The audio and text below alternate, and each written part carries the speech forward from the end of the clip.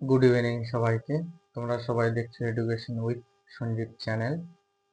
আমি আগামীকাল বলেছিলাম যে নীল বিদ্রোহের উপর একটা ক্লাস নিয়ে আসবো। এই ক্লাসটা শুরু করতে চলেছি।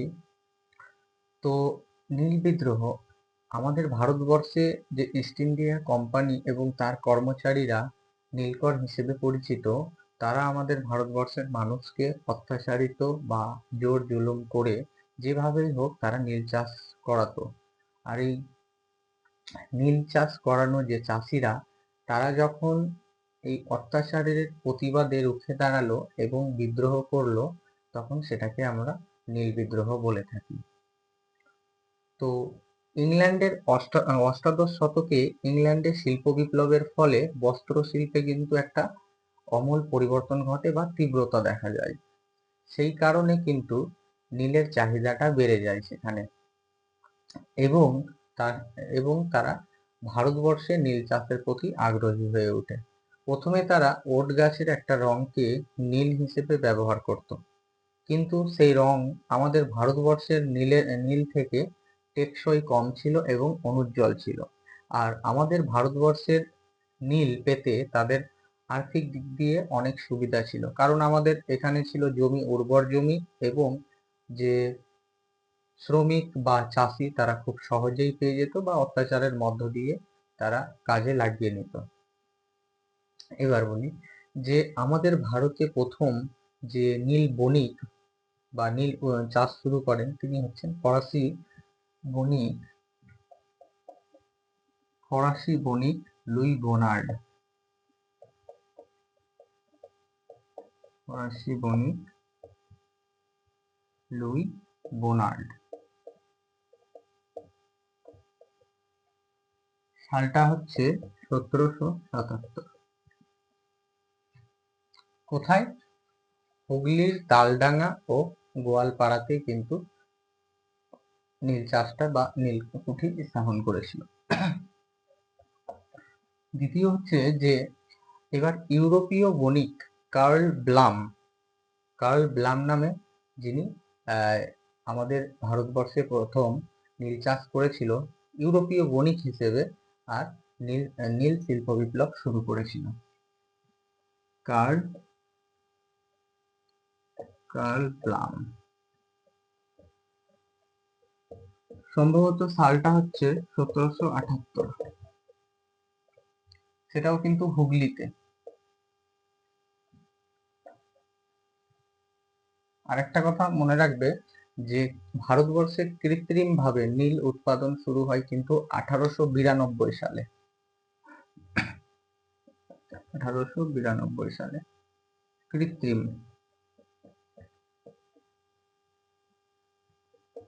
ভাবে। এবার 1800 এইভাবে নীল চাষের পরিমাণ বা নীলকরদের অত্যাচার বাড়তেই থাকে। তো 1830 খ্রিস্টাব্দে বা সালে তারা কিন্তু একটা নিয়ম আনে, যেটা হচ্ছে রেগুলেশন 5। 1830-এ রেগুলেশন 5 নামে একটা নিয়ম আনে। তার মধ্যে বলা হয়েছে যে যারা দাদন প্রথা মেনে নেবে না বা অগ্রিম টাকা নেবে না, তাদেরকে তার জমি থেকে তার জমি কেড়ে নেওয়া হবে এবং তাকে উচ্ছেদ করে দেওয়া হবে বা সবকিছু বাজেয়াপ্ত করা হবে। আচ্ছা, এবার বলি যে দাদন প্রথাটা কি। দাদন প্রথাটা হলো যে অগ্রিম কিছু টাকা দিয়ে দিল এবং সেই টাকা দেওয়ার পরে সে বাধ্যবাধকতা হয়ে তাকে কাজটা করতেই হবে, এটা হচ্ছে দাদন প্রথা। এবার 1833 খ্রিস্টাব্দে সনদ আইনের পরে আহ ভারতবর্ষে কোম্পানির একচেটিয়া বাণিজ্য লুপ্ত হয়ে যাওয়ার ফলে অনেক কর্মচারী কিন্তু কাজ হারায়, এবং তারা কিন্তু প্রথম থেকেই আমাদের ভারতবর্ষে নীল চাষের সঙ্গে পরিচিত। এবার তারা কি করে, নীল চাষের দিকে আগ্রহ দেখায় বা নীল চাষে জমি কিনে তারা জমিদারের জায়গায় অংশগ্রহণ করে, জমিদারি হয়ে যায়। তো তখন তারা যখন এইভাবে বাড়তে থাকে, নীল চাষিদের ওপর অত্যাচারের পরিমাণ।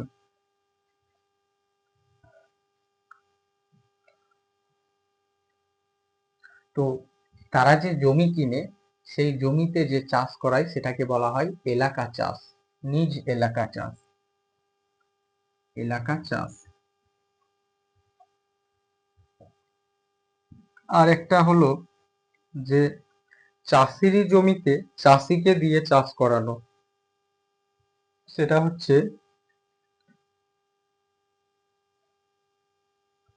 হচ্ছে রায়তি। আর রায়ত কথার অর্থ হচ্ছে চাষি। রায়তি বা দাদনী, দাদনী চাষ। 1830 খ্রিস্টাব্দে 1830 খ্রিস্টাব্দে বাংলায় বা ভারতবর্ষে নীল কুঠিরের পরিমাণ দাঁড়ায় 1000। 1830 খ্রিস্টাব্দে নীলকুঠির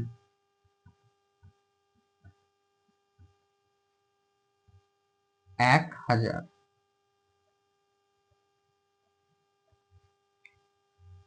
তো এইভাবে অত্যাচার বাড়তে থাকার ফলে আমাদের দেশের শিক্ষিত যে মানুষ তারা কিন্তু এগিয়ে আসে, তারা এগিয়ে আসে। তাদেরই সম্পাদিত পত্রিকাগুলো উপরে খবর প্রকাশ করা হয়। যেমন প্রথম হচ্ছে 1822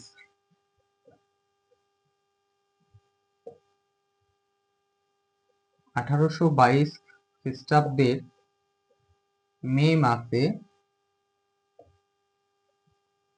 মাসে প্রথম নীলকরদের অত্যাচারের কাহিনী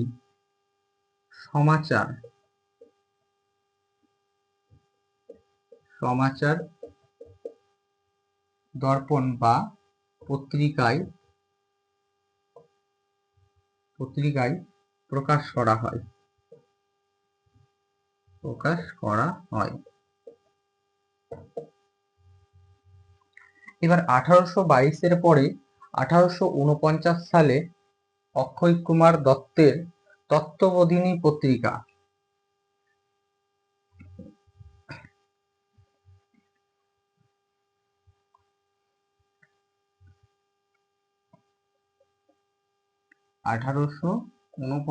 সালে অক্ষয় কুমার দত্ত তত্ত্ববোধিনী পত্রিকা।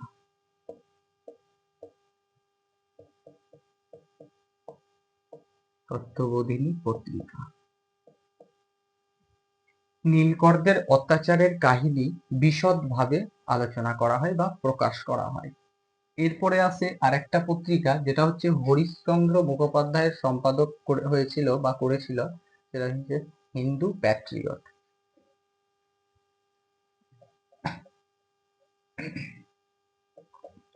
হিন্দু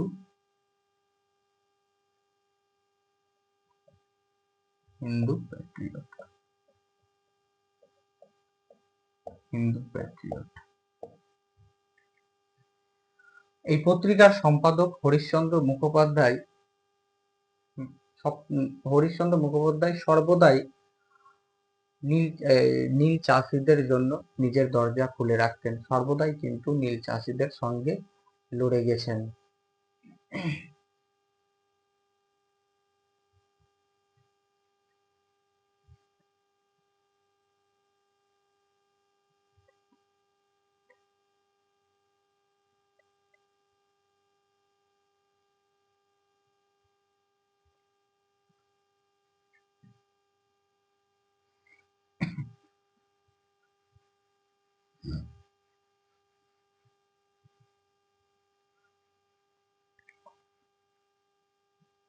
তো এইভাবে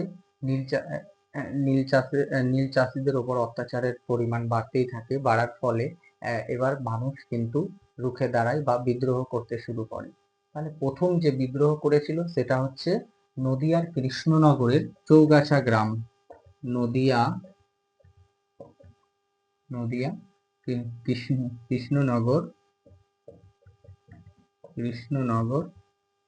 চৌগাছা গ্রাম। চৌগাছা গ্রাম। চৌগাছা গ্রাম নেতৃত্ব দিয়েছিল দিগম্বর,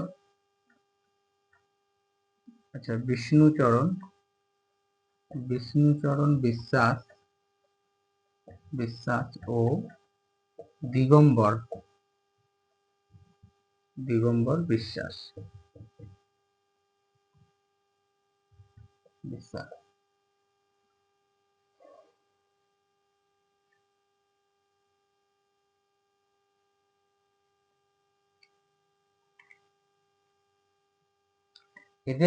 এদেরকে বাংলার ওয়ার্ড টাইটেলার বলা হয়। এবার কে বলেছে? সেটা হচ্ছে শচীশ চন্দ্র চট্টোপাধ্যায়। কে বলেছে? শচীশ চন্দ্র চট্টোপাধ্যায়। শচীশ চন্দ্র চট্টোপাধ্যায় কি বলেছে? বাংলার ওয়ার্ড টাইটেলার চট্টোপাধ্যায়।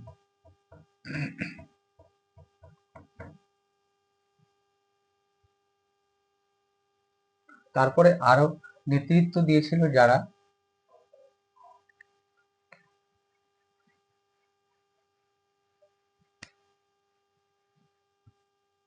মালদা থেকে দিয়েছিল ফরাজি নেতা রফিক মন্ডল।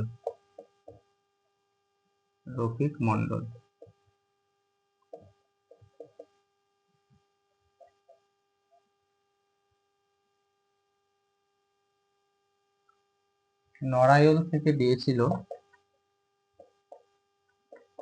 রামরতন মল্লিক।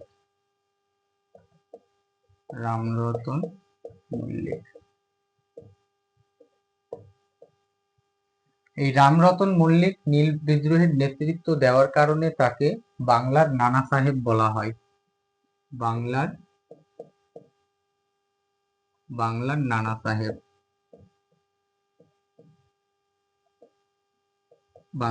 সাহেব বলা হয়। তারপরে ছিল পাবনার মহেশ বন্দ্যোপাধ্যায়।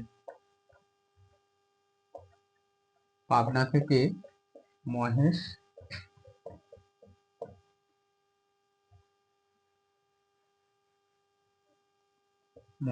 বন্দ্যোপাধ্যায়।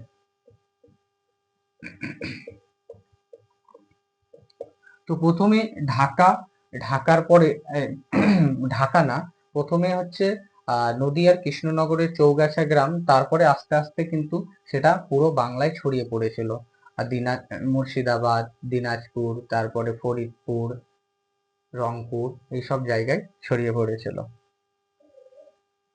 তারপরে সুন্দরবন থেকে ছিল রহিমউল্লাহ।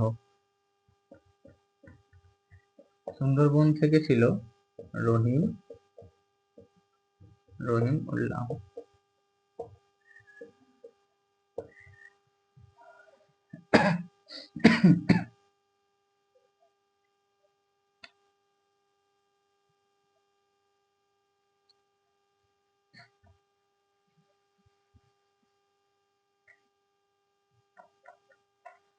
বাঁশবেড়িয়া থেকে ছিল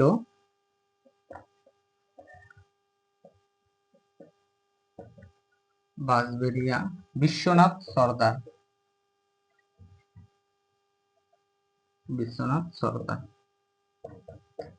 এই বিশ্বনাথ সর্দারকে ইংরেজরা বিষে ডাকাত বলতো এবং একে বাংলার রবিনহুড বলা হয়। বিশ্বনাথ সর্দারকে বাংলার রবিনহুড বলা হয়।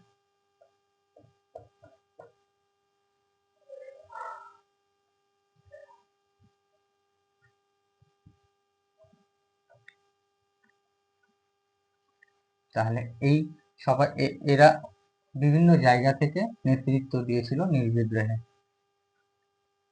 এবার আমরা কিন্তু পত্রিকা জানলাম, তারপরে নেতৃত্ব দিয়েছিল সেই নেতাদের কথা জানলাম। এবার একটু জানবো যে দীনবন্ধু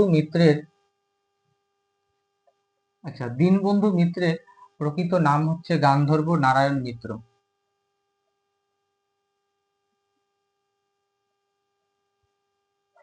গান্ধর্ব নারায়ণ মিত্র, তারই রচিত নীলদর্পণ নাটক।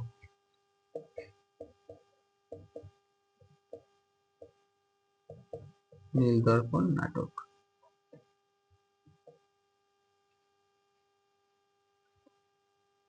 এবার এই নীলদর্পণ নাটকটি ইংরেজিতে অনুবাদ করেন মাইকেল মধুসূদন দত্ত। মাইকেল মধুসূদন দত্ত নীলদর্পণ নাটকটি প্রকাশ করেন বা রচিত যেটা হোক, সেই সালটা হচ্ছে 1860। এবার মাইকেল মধুসূদন দত্ত অনুবাদ করেন এবং এটার কার দায়িত্ব বা কার তত্ত্বাবধানে প্রকাশ করা হয় সেটা হচ্ছে James long, reverend James long. Reverend James long. আচ্ছা, এই রেভারেন্ড জেমস লং এর তত্ত্বাবধানে যখন এই নাটকটি ইংরেজিতে অনুবাদ করা হলো বা প্রকাশ করা হলো, তখন কিন্তু নীলকররা তার বিনিময় তার জেমস লং এর নামে কিন্তু মামলা করলো এবং সেই মামলায় জেমস লংকে শাস্তি দেওয়া হলো 1000 টাকা জরিমানা এবং 1 মাসের কারাদণ্ড। এবার সেই টাকাটা দিয়েছিল কালী প্রসন্ন। সিংহ।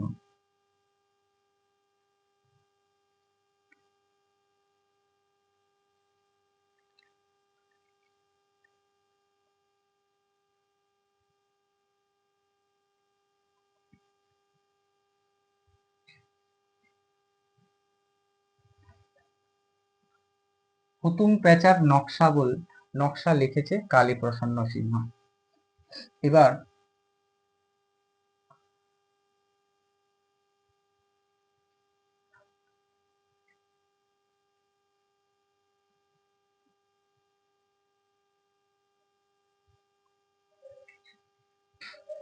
নীল বিদ্রোহের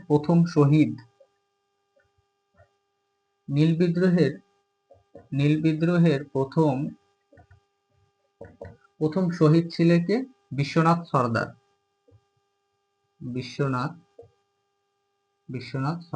প্রথম শহীদ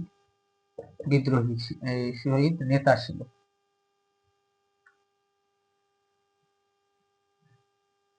তো এইভাবে চলতে থাকে বিদ্রোহ, আস্তে আস্তে বিদ্রোহ চলতে থাকে। চলার ফলে কি হয়, 1860 সালে নীল কমিশন গঠন করা হয়। 1860 সালে নীল কমিশন গঠন করা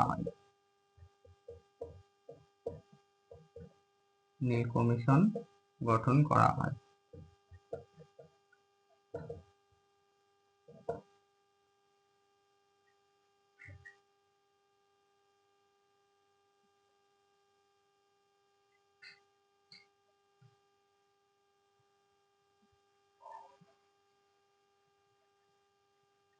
তারপরে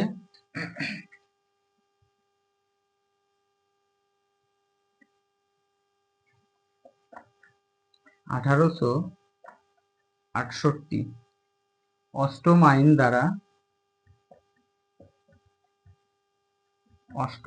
দ্বারা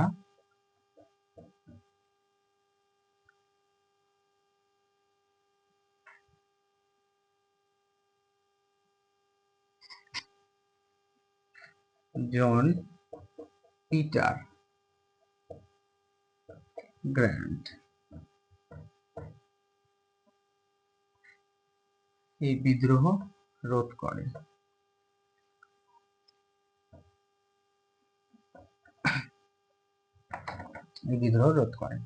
তো এইভাবে নীল বিদ্রোহ পুরো ইতিহাসটা বললাম। এরপরে এর ফলাফল হিসেবে কি হয়েছিল, নীল বিদ্রোহের ফলে আমাদের এটা ছিল একটা সফল বিদ্রোহ। আমরা এর আগে পড়েছি যে কয়েকটা বিদ্রোহ পড়েছি, তার মধ্যে সব থেকে তো হলো মহাবিদ্রোহ, সিপাহী বিদ্রোহ যেটা, সেটাও কিন্তু একটা অসফল বিদ্রোহ, কিন্তু সেই বিদ্রোহগুলোই কিন্তু আস্তে আস্তে অনুপ্রেরণা দিয়েছিল। আর সেই অনুপ্রেরণাকে কাজে লাগিয়েই হয়তো নীল বিদ্রোহটা একটা সফল বিদ্রোহ হিসেবে সফল হতে পেরেছে। তো এই ছিল নীল বিদ্রোহের ইতিহাস। তো আজকের ক্লাসটা যদি তোমাদের ভালো লাগে তো লাইক, কমেন্ট, সাবস্ক্রাইব করবে। আর যে কোনো সমস্যা হলে বা কোনো প্রশ্নের যদি সমস্যা হয় তো কমেন্ট করে জানাবে, এবং যদি ভালো লাগে তাও কমেন্ট করে জানাবে, যাতে নেক্সট ক্লাসগুলো নিয়ে আসতে পারি এবং নেক্সট ক্লাস করার জন্য আগ্রহ পাই। Thank you.